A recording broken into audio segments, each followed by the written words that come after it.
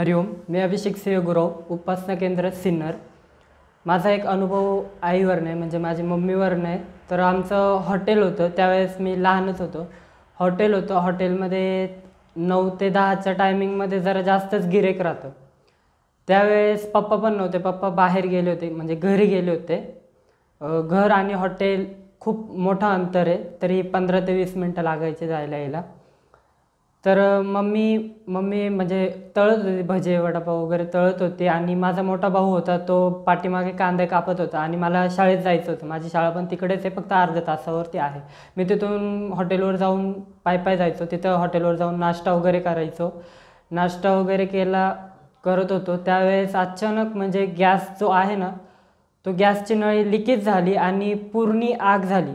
Mummy त्या आगीमध्ये होती। तर आता मम्मी नसती ना, तर खरंच आमचं काय असतं, ते आईची माया ती आता ते त्याच्या लेकरालाच माहिती असते।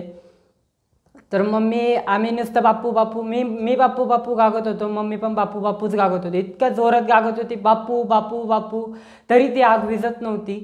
त्याच्यानंतर ती आग विझत नव्हती, शेवटी ती उदी घेतली मी। उदी दुकानात आमचे म्हणजे बापूंचे फोटो, उदी वगैरे दुकानात आम्ही ठेवतो कंपल्सरी। पप्पा पण होते त्यावेळेस, पप्पांनी उदी वगैरे, पप्पा पण नव्हते। मी उदी त्या आगीवरती फेकली। जेव्हा बापू बापू बोलतोय, उदी फेकली, ती उदी म्हणजे आग अक्षरशः विझून गेली, विझली ती आग। आणि मम्मीचा एकही केसाला धक्का लागला नाही। आता आपण जर गॅसवरती डोकं ठेवलं तर लगेच आपले केस जळून जातात, काय हाताला हे केलं तर लगेच चटका गरम बसतो। मम्मी एवढी अक्षरशः पूर्ण आगीमध्ये गोल फिरेल होती, पूर्ण आग, चारही बाजूनी तिची आग। आणि हॉटेलमध्ये सगळं असं प्लास्टिकचा कपडा, तिथं मम्मीपाशी पैसे पण, म्हणजे पैशाचा गल्ला पण होता, पैशाचा गल्ला। परत इकडून टाक्या, 2-4 टाक्या होत्या, एवढ्या पण टाक्या असून एकाही टाकीला आग गेली नाही तिथपर्यंत।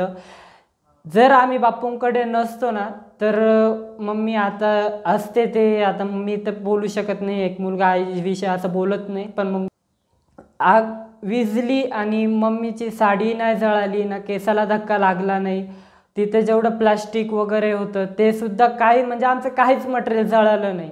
जेवढं बापू बापू करतोय, तिकडून माझा भाऊ पण गागतोय, मम्मी पळतीत ना बोलतीत ना। मम्मी कसली पळते मम्मी, कारण की बापूंची मुलगी आहेत ना, एक वीरा म्हणतात ना, वीरा आहेत। हे सगळं करून घेणारं फक्त बापू आणि बापूच आहेत। आपली मोठी आई आहेच आपल्या पाठीशी। हरिओम श्रीराम अंबध्यनाथ सहित।